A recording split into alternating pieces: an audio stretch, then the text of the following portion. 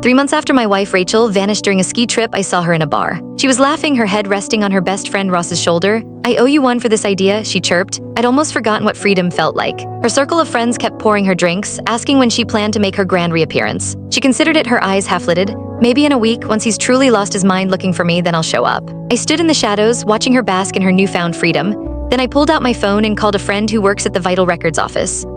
"I'm going to have Rachel legally declared dead." "You're giving up the search?" my friend asked, his voice hesitant. I lifted my gaze to where Rachel was nestled against Ross, a bitter taste rising in my throat. My voice was thick, choked. "There's nothing left to find. What's the point in finding someone who's determined to stay hidden?" After hanging up, I returned to my own private booth. My childhood friend Alex saw the thunderous look on my face and pressed a glass into my hand. "Preston, it's been 3 months. The chances of survival are practically zero. You have to start moving on." I stared down at the amber liquid, a high-proof whiskey, and threw it back in one go. The burn was immediate, stinging my eyes, forcing back tears. "Alex," I asked, my voice strained, "would anyone ever fake their own disappearance just to mess with their husband?" He looked at me with a mix of pity and frustration. "What kind of sick question is that? Only a monster would do something like that. They'd be better off actually being dead." I wiped my eyes and grabbed my coat from the sofa. "You're right," I said, my voice hollow. "I need to let Rachel go." I drove home. The house was, as always, silent. For the past 3 months, I dreaded this silence. I'd get home and turn on every light, make a cup of her favorite coffee, set out her favorite fruit on the counter, anything to pretend she was still here. I didn't understand. If she didn't want to be with me anymore, she could have just asked for a divorce.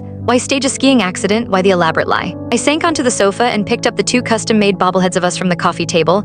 I remembered the day she gave them to me, leaning against me, a playful smile on her face. "So when I'm not around," she'd said, "these 2 can keep you company." Her words from that day merged with the ones I'd overheard tonight. Preston used to be fine, but after we got married, it was like a switch flipped.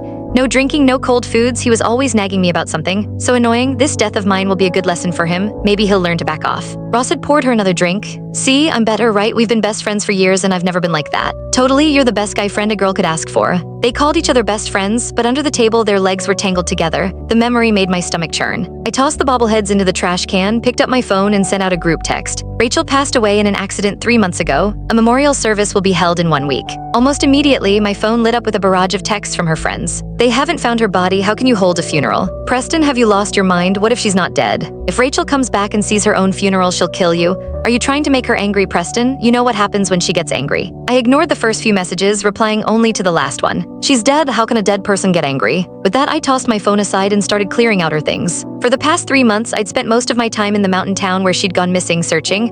I'd rarely been home. The bedroom was mostly untouched. I pulled open her closet and froze. More than half of her clothes were gone. The only things left were out of season. A bitter, self-mocking laugh escaped my lips as tears streamed down my face. For 3 months, while I was living in a hell of hope and despair, sleeping in my car at the base of a frozen mountain, she had been coming back to our home, taking her. Click the link on the homepage to watch the full follow-up for free.